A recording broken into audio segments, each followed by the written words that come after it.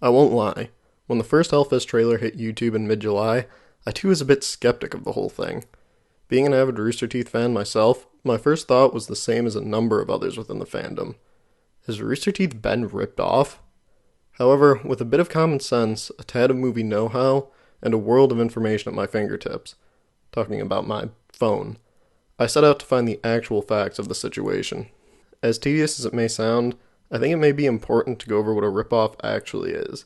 As defined by Wikipedia, yeah, I know, a ripoff is a blatant or unscrupulous copy or imitation.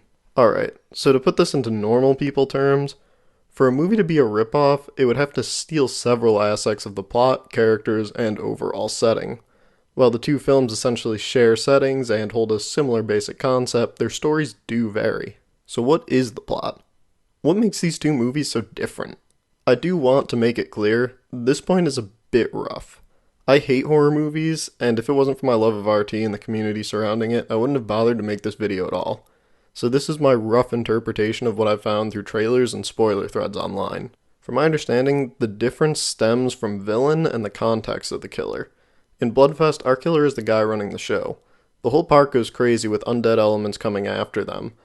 Bloodfest is a sort of comical take, while having a sort of love letter vibe to the classic tropes of horror films, such as Scream, Saw, and the whole lot.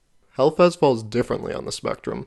Its villain is a singular slasher type that stalks and preys upon teenage parkgoers, using the park as a way to blend in and secretly kill his prey without the rest of the park knowing. So what is the problem here? Why are people so up in arms? Well, in some fairness, the trailers were very similar. Given the circumstances, it does make sense as to why some people have been worried that their favorite entertainment company has been ripped off.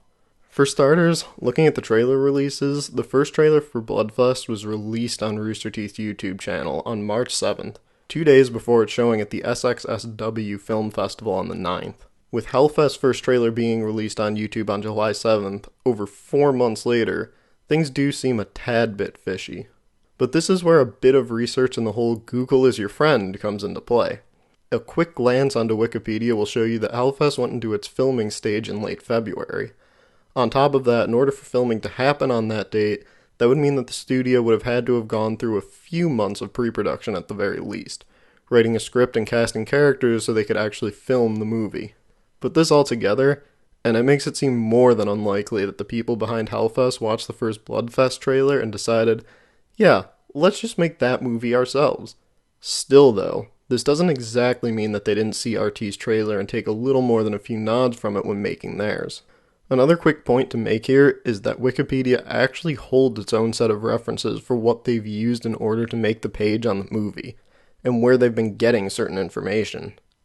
It is a tad hard to get a full scope of things, as while RT is a growing company, they're still fairly small, meaning that not every news source jumps on every tiny thing that they've done. But the first article about Hellfest was released on April of 2017 about the movie finding its director.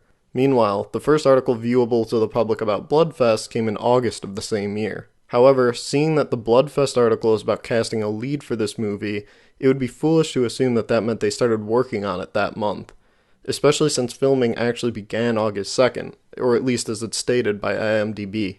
With the evidence I've been able to gather on my own, it seems fit to say that Hellfest is not a ripoff of Bloodfest, but rather the two films fall into the category of a twin film.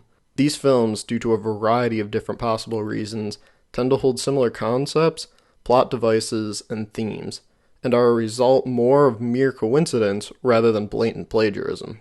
A variety of other films you probably know fit this category, and you have likely seen some of these in the past.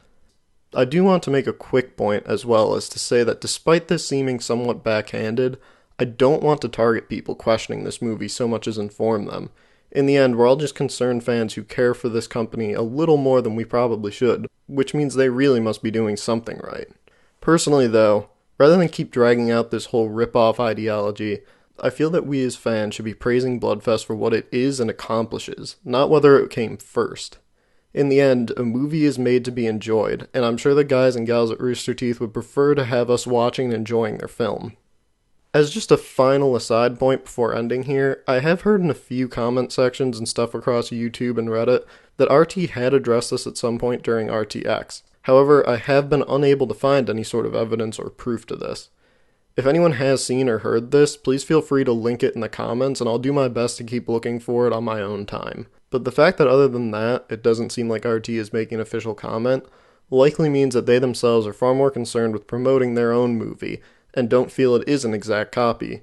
But until we hear a comment, I don't want to jump to specific conclusions on their feelings about this film. Alright guys, thanks for sticking through with me on this mini informational / rant video. What better way to kick off the Halloween season than debate on horror films?